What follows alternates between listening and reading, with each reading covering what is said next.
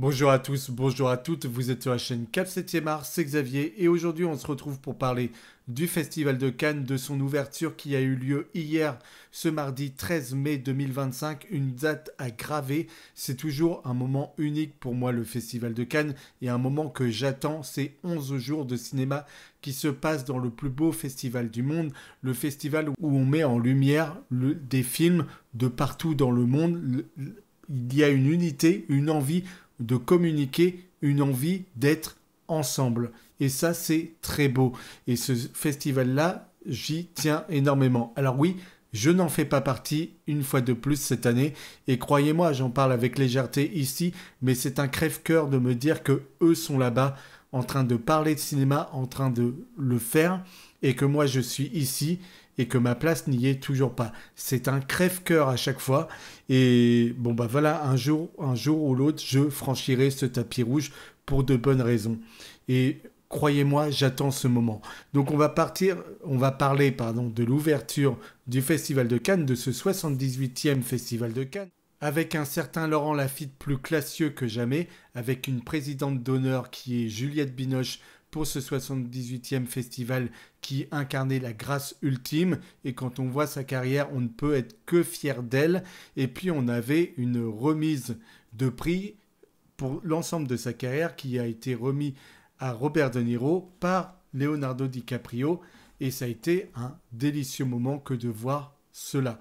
Alors j'ai vu la cérémonie retransmise dans un cinéma, j'ai eu la chance de pouvoir vivre ça dès 18h jusqu'à 22h30, jusqu'à la fin du premier film d'ouverture, quatrième film réalisé par une femme qui fait l'ouverture de Cannes en 78 années. Vous imaginez donc la pression que c'était pour cette femme-là. C'est Amélie Bonin qui a eu l'honneur de pouvoir amener son film jusqu'à Cannes et pouvoir être l'ouverture de ce Cannes avec son film Partir un jour, un film où Juliette Armanet et Bastien Bouillon sont à l'affiche et sont les deux personnages principaux de cette œuvre. Donc un film avec beaucoup de légèreté, une comédie, et ça fait du bien. C'est un parti pris osé que de proposer ce genre de film à Cannes en ouverture. D'habitude, ça peut être beaucoup des films tape à l'œil, clinquants, comme Gatsby le Magnifique, comme Mission Impossible, et d'autres propositions. Ici, commencer avec une comédie, avec quelque chose de très léger, avec peu finalement de moyens, et montrer qu'avec peu d'argent, on peut faire quelque chose qui a de la poésie, eh bien je trouve que c'est une très belle manière de faire son entrée en scène avec ce festival de Cannes. Mais j'ai adoré le discours de Laurent Lafitte qui a montré le courage des acteurs depuis la Résistance jusqu'à aujourd'hui pour faire porter leur voix, avec cette Juliette Binoche qui est revenue sur cette pauvre photographe iranienne qui est dans un documentaire présenté à Cannes cette année, qui montrait les meurtres à Gaza et qui a dit je resterai jusqu'au bout même si on veut ma peau. Et Israël a eu sa peau, Israël a envoyé un missile sur sa maison et elle et 10 membres de sa famille ont été assassinés. C'est un réel massacre qui s'est produit et elle montrait la vérité. Un documentaire la mettait en avant, la mettait en lumière. Elle aurait dû être au Festival de Cannes cette année pour briller, pour nous montrer l'horreur absolue. Et en fait, elle ne sera pas là. Donc le moment où le film sera diffusé, ça aura tellement, tellement de poids et ce sera un moment très dur. Mais j'attends énormément de voir ce reportage. Et si je dois attendre quelques films de ce Festival de Cannes, je dirais que j'attends beaucoup le film de Madame Ramsey avec Jennifer Lawrence ou encore Robert Pattinson qui a le vent en poupe. Et j'attends énormément son cinéma parce que j'avais adoré sa proposition qui était A Beautiful Day avec Joaquin Phoenix. Donc j'attends ce qu'elle est capable de faire. J'attends énormément aussi Wes Anderson qui revient avec un nouveau film avec Benicio del Toro en haut de l'affiche. Et j'avoue que Wes Anderson, j'ai adoré son cinéma pendant des années, jusqu'à presque croire qu'il en était une caricature à la fin, tant finalement j'avais tous ses codes et je ne m'en amusais presque plus. Donc j'ai hâte de voir ce que ça peut donner. Est-ce que ça va me rebuter comme certains de ses derniers films, ou est-ce que je vais être encore de nouveau pris par l'engouement de sa propositions, de sa mise en scène juvénile, je ne sais pas. Mais en tout cas, j'ai hâte de voir ce qu'il va proposer. J'ai hâte de voir un film aussi qui va se passer dans un hôpital avec une actrice qui était l'actrice du Comte de Monte-Cristo qui séduisait un jeune homme, et puis aussi Léa Drucker, et on va nous montrer l'enfer de tous les rouages d'un hôpital.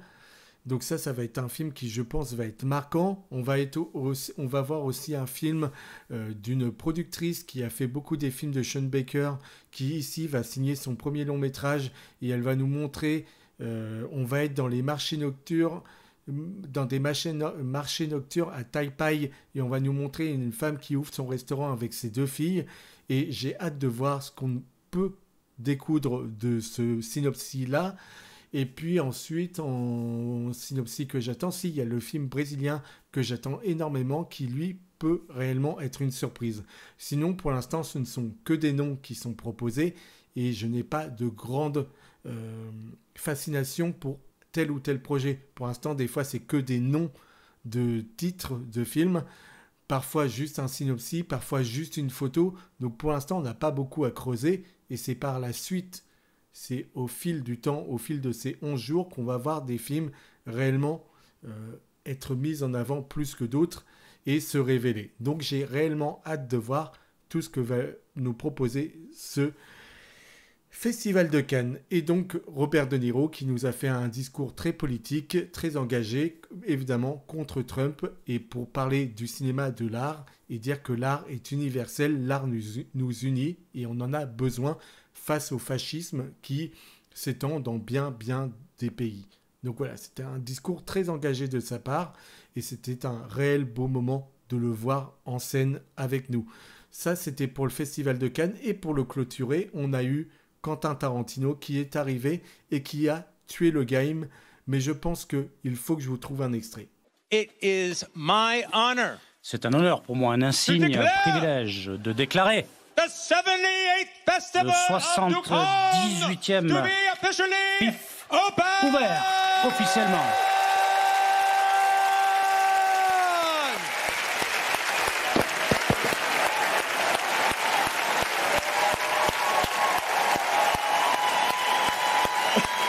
Parce que Quentin Tarantino, c'est peut-être le réalisateur qui pastiche certains réalisateurs dans ses propres films, mais c'est aussi le plus grand amoureux du 7e art, je pense, à l'heure actuelle.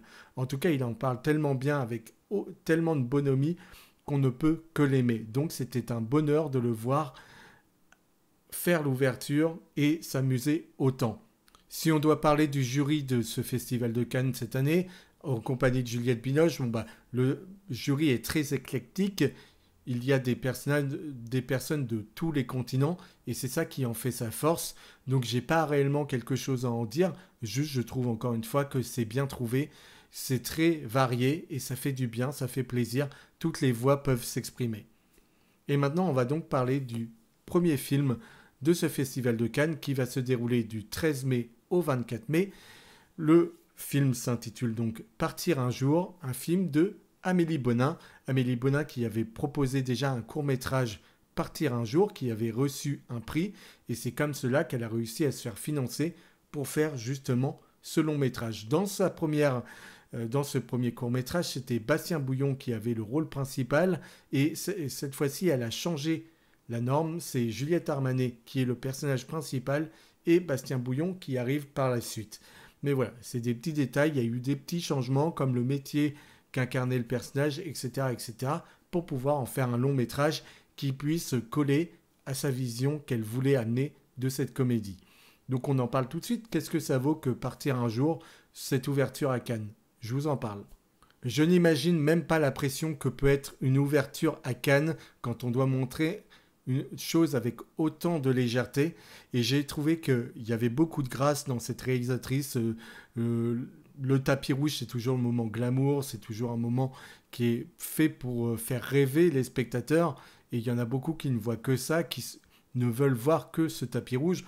Moi j'y vois aussi bien évidemment les films, ce qui va se faire en dehors, les rencontres qui peuvent se faire pour amener à de futures collaborations, etc. Moi, je vois tout ça en dehors, mais il y en a beaucoup. C'est vrai que juste les robes, les beaux acteurs, eh bien, ça suffit pour eux. Et j'avoue que moi pas. Mais j'ai beaucoup aimé voir Amélie Bonin arriver. On voyait la pression sur ses épaules. On ressentait tout cela. Et elle était divine à voir avec tout son casting. Et Bastien Bouillon manquait à l'appel. Mais si je dois dire que j'ai passé un bon moment devant ce film, au début, j'étais un petit peu perdu.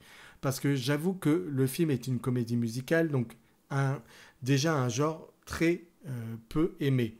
Parce que la comédie, c'est le genre qui unit le plus de monde en salle, mais la comédie musicale, ça rebute énormément de gens. Ça, c'est une certitude, on le sait. Ici, on est là pour nous amener des morceaux qu'on connaît, pour que le public puisse intégrer tout de suite et avoir l'envie de chanter avec les protagonistes. Donc on a des morceaux qu'on connaît déjà qui sont utilisés dans toute cette œuvre au fur et à mesure que l'intrigue se développe. Et c'est très chouette, mais c'est fait par bribes, et par moments ça m'a frustré au tout départ.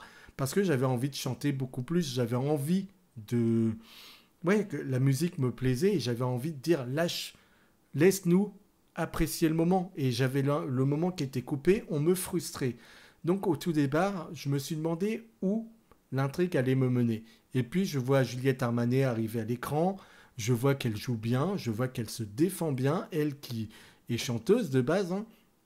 Je vois que vraiment il y a un truc qui se passe. Quand elle est en chef de cuisine, ça prend, il y a quelque chose qui est délicat, qui est raffiné, qui est bien montré. Et puis j'aime sa relation de famille, qui est là aussi un peu perdue, parce que il y a beaucoup de choses qui ne sont pas dites, qui ne sont pas clôturées correctement. Et partir un jour, c'est peut-être cela aussi, c'est pouvoir partir dans de bonnes conditions, en ayant fait le vide autour de soi, ou en ayant réellement fini tous ces arcs qui peuvent nous poser, tous les non-dits qui peuvent être présents, comme une histoire d'amour qui ne s'est jamais réellement achevée, une relation compliquée avec une famille. Voilà de quoi le film va nous parler, avec beaucoup de mélancolie, avec beaucoup de sagesse aussi.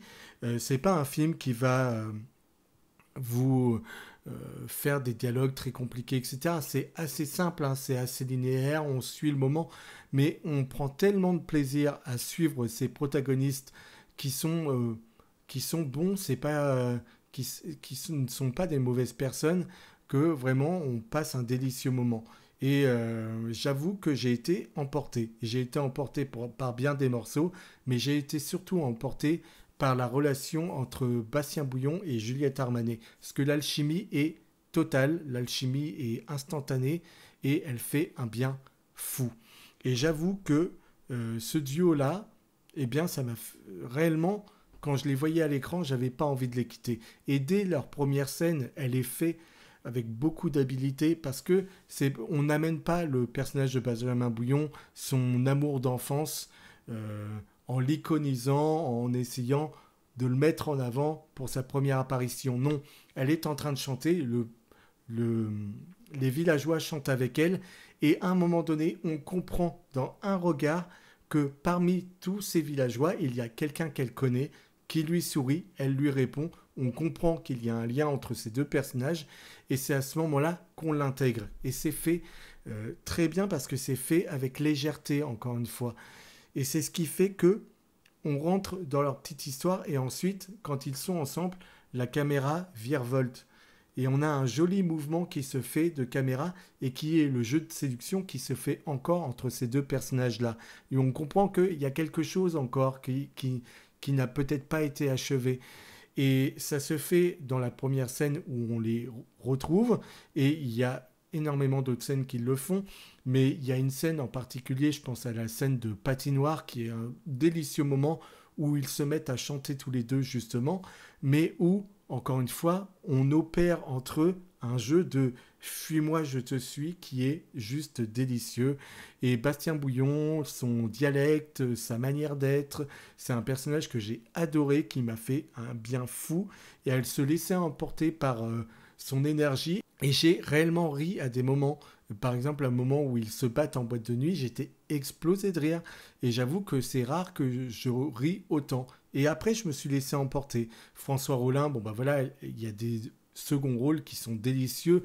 François Rolin en père, qui a l'impression que sa fille a honte de lui parce qu'il a un petit restaurant routier et elle, c'est une gastronome, elle est d'un autre niveau, donc elle a l'impression qu'elle voit ses parents comme des prout-prout. Bon, c'est touchant, il y a quelque chose d'un père qui a mal, qui a eu du désamour, et bon, il va falloir cohabiter avec ça et il va falloir se faire entendre, et c'est ça qu'est le film. Donc à partir de là, quand on a la finalité de l'œuvre qui arrive, moi je me suis dit, il faut qu'une scène en particulier se passe. Il faut qu'on l'ait. Et j'ai été ravi que, sans un mot, cette scène arrive. Alors peut-être que je voyais le truc venir, peut-être que d'autres personnes ont vu le truc venir, mais ils en avaient parlé en amont dans une discussion et je me suis dit, s'ils font ça, c'est une très belle manière de clôturer cette œuvre. Et on voit la scène arriver, il n'y a pas besoin de mots, et tout se passe dans le silence, dans la mise en scène. Et ça, c'était quelque chose que j'ai trouvé très beau. Et là, oui, on peut s'en aller parce que tout est vers l'avenir, vers le futur. Parce on ne laisse pas les regrets nous hanter. Et j'ai trouvé du coup que l'œuvre était, comme je vous ai dit, légère. C'est le mot qui réellement va me rester quand je vais parler de cette œuvre. J'ai aimé les personnages, j'ai aimé Bastien Bouillon, j'ai aimé l'alchimie entre les deux, et j'ai aimé ces petits moments d'euphorie où on nous permettait de chanter en chœur avec eux.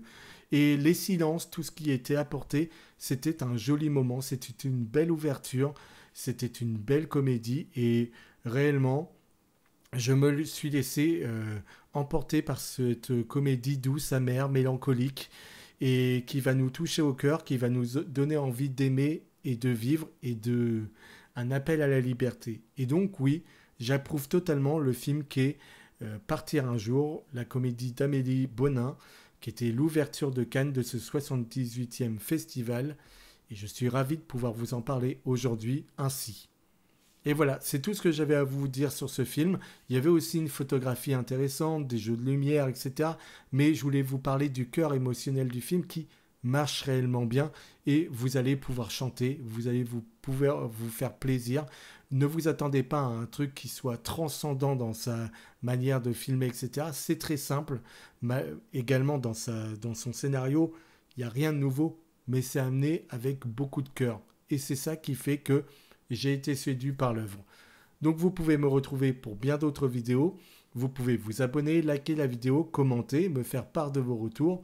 Et puis on se retrouvera très vite pour parler de ce festival de Cannes qui commence. Je vous fais la vidéo le plus vite possible. On est le lendemain de l'ouverture, donc on est le 14. J'espère qu'avant le 16, vous aurez la vidéo. Malheureusement, ça ne dépend pas que de moi, ça dépend aussi de ma connexion, ça dépend de beaucoup de choses. Donc là, on passe au montage, mais abonnez-vous, likez, commentez, donnez-moi de la force et merci d'avoir été au bout de cette vidéo. On parle de cinéma ensemble, comme toujours, c'est le plus important.